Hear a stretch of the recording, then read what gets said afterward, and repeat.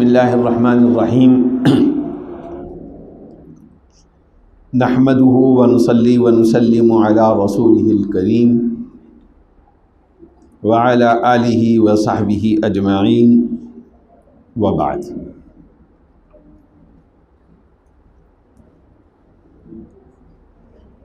کچھ انبیاء علیہم السلام ایسے ہیں جن کی زندگی کو اور ان کی زندگی کے واقعات کو قرآن کریم نے جگہ جگہ بیان فرمایا ہے۔ بعض نبی ایسے ہیں جن کا تذکرہ قرآن کریم نے ایک ہی جگہ پر پوری تفصیل کے ساتھ کر دیا، جیسے حضرت یوسف علیہ السلام کے بارے میں۔ لیکن کچھ انبیاء ایسے ہیں جن کا تذکرہ قرآن کریم نے مختلف جگہوں پر کیا۔ ان میں ایک ہستی حضرت موسیٰ علیہ السلام کی۔ موسیٰ علیہ السلام کا تذکرہ قرآن کریم نے کئی جگہوں پر کیا ہے۔ ان میں سے ایک تذکرہ وہ ہے جو آج کی آیات میں، آج کی تراویح میں ہم نے سنا ہے۔ حضرت موسیٰ علیہ السلام کی پیدائش سے کئی صدیاں پہلے بنی اسرائیل مصر میں آ کر آباد ہو گئے تھے۔ یہ اس زمانے کی بات ہے جب کہ حضرت یوسف علیہ السلام مصر کے اندر ایک بڑے منصب پر فائز تھے اور عزیز مصر کہلاتے تھے۔ تو ان کی وجہ سے بنی اسرائیل آہستہ آہستہ مصر کی طرف مائیگریٹ ہونا شروع ہوئے۔ حضرت موسیٰ علیہ السلام کی ولادت سے پہلے تقریباً تمام بنی اسرائیل مصر ہی میں جمع تھے۔ حضرت موسیٰ علیہ السلام کی زندگی کو ہم بنیادی طور پر دو حصوں میں تقسیم کر سکتے ہیں۔ ایک حصہ وہ ہے جو ان کے مصر کو چھوڑ کر مدین کی طرف، یعنی حضرت شعیب علیہ السلام کے پاس جانے سے پہلے کا ہے اور مصر میں واپسی سے پہلے کا ہے۔ اور دوسرا حصہ وہ ہے جو مصر کی طرف واپسی کے بعد کا ہے۔ آج کی ان آیات مبارکہ میں حضرت موسیٰ علیہ السلام کی زندگی کے دوسرے حصے کا کچھ تذکرہ ہے۔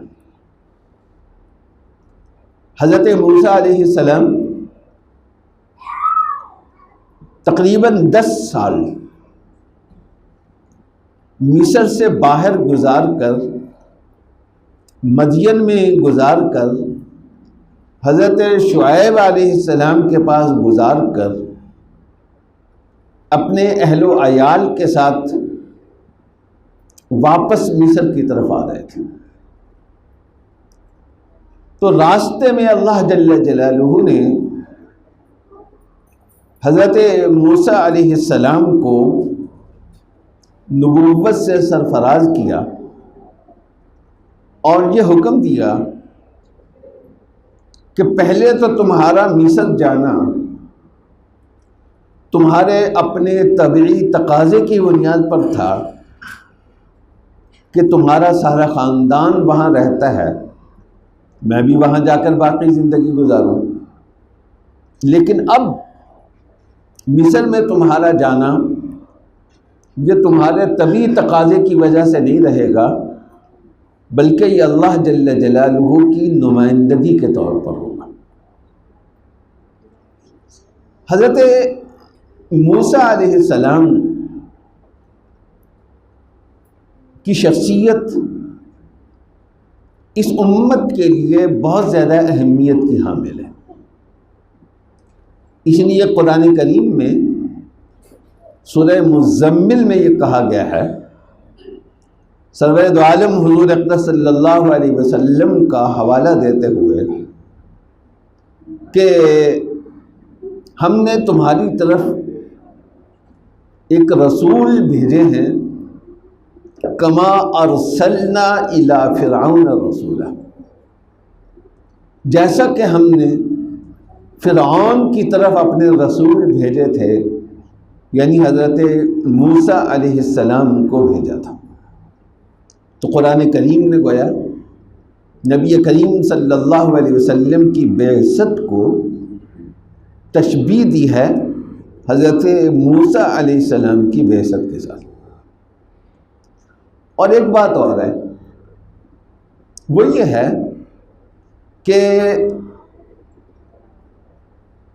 اس امت کے بعد سب سے بڑی امت جو ہے وہ حضرت موسیٰ علیہ السلام کی شمار کی گئی۔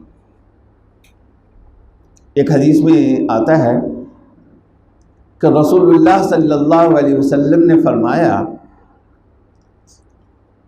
کہ مجھے اللہ کی طرف سے مختلف انبیاء اور ان کی امتیں دکھائی گئی، کسی کی امت کے افراد کم، کسی کی امت کے افراد زیادہ، حتیٰ کہ نبی کریم صلی اللہ علیہ وسلم نے فرمایا کہ میں نے ایسے نبی بھی دیکھے جن کے ساتھ صرف ایک دو آدمی ہی تھے، یعنی ان پر ایک دو آدمیوں کے علاوہ کوئی ایمان ہی نہیں لایا، ان کی امت گویا صرف دو بندوں پر مشتمل تھی۔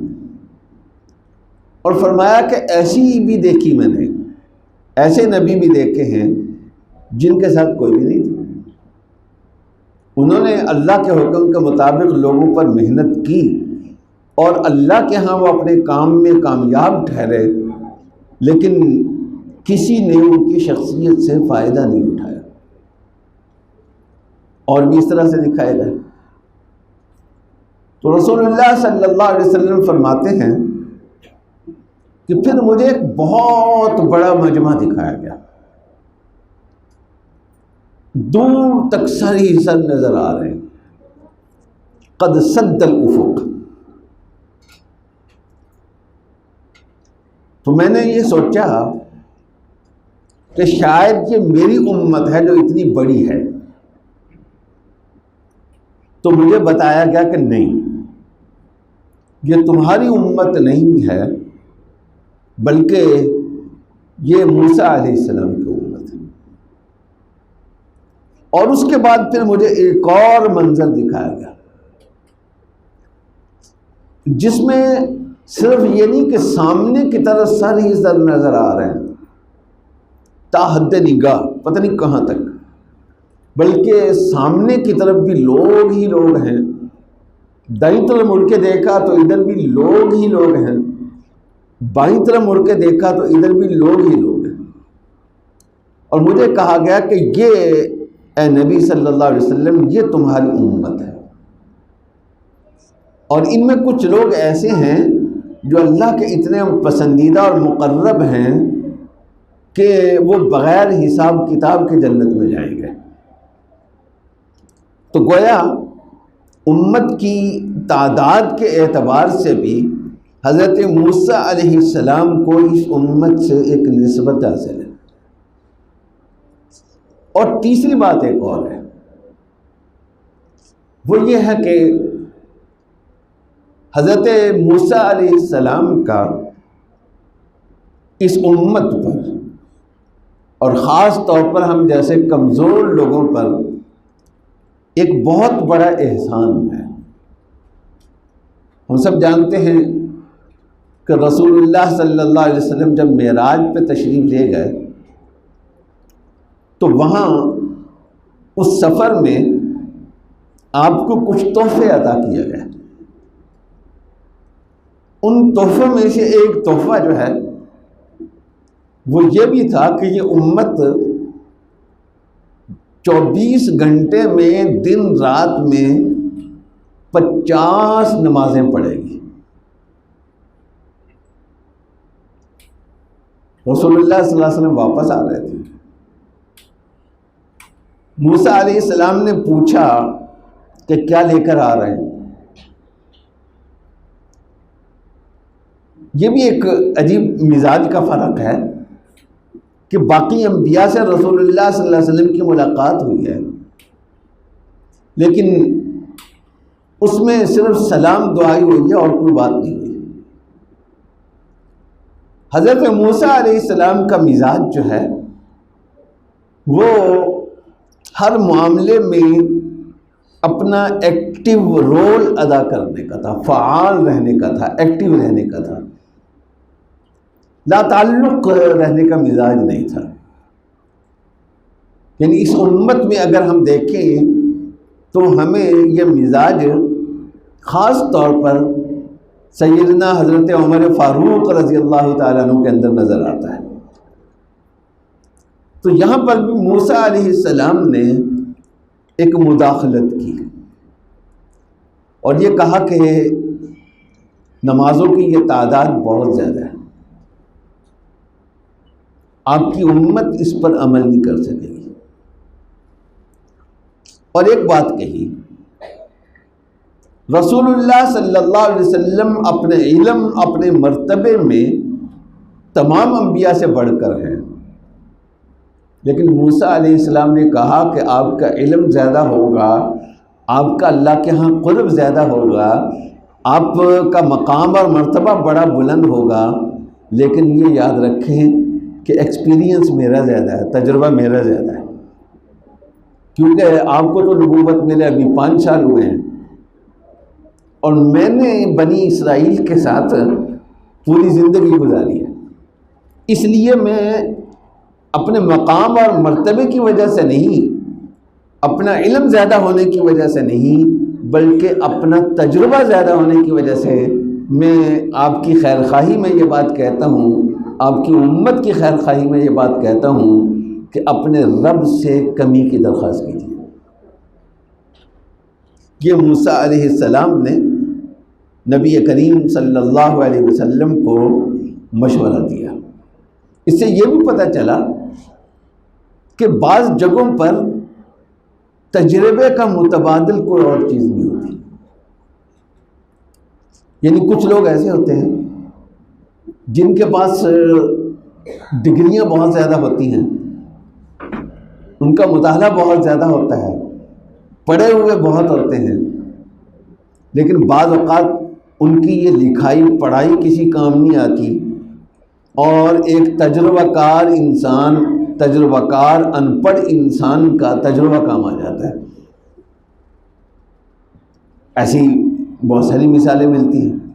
تو موسیٰ علیہ السلام نے صرف ایک مرتبہ نہیں بلکہ بار بار نبی کریم صلی اللہ علیہ وسلم کو واپس بھیجا کہ جاؤ اور نمازوں کے اندر تخفیف کرو۔ چنانچہ کرتے کرتے کرتے کرتے 50 کی بجائے یہ نمازیں 5 ہو گئی۔ اگر 50 ہوتی تو پورا سال ہمارا رمضان کی تراویحوں کی طرح ہی بجانا تھا، ہر وقت نماز، ہر وقت نماز، ہر وقت نماز۔ جو ہمت والے ہیں وہ تو کر لیتے، لیکن جو ہم جیسے کمزور لوگ ہیں ان کے لیے بہت مشکل ہو جاتا ہے۔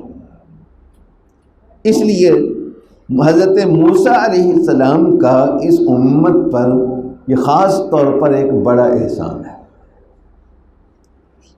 اچھا، جب 50 نمازوں کا کہا تو اس کا مطلب یہ تھا کہ پڑھنی بھی 50 ہیں اور اجر بھی 50 کا ملے گا. لیکن اب ہوا یہ ہے کہ ڈیوٹی کم ہو گئی ہے، 5 ہو گئی ہے.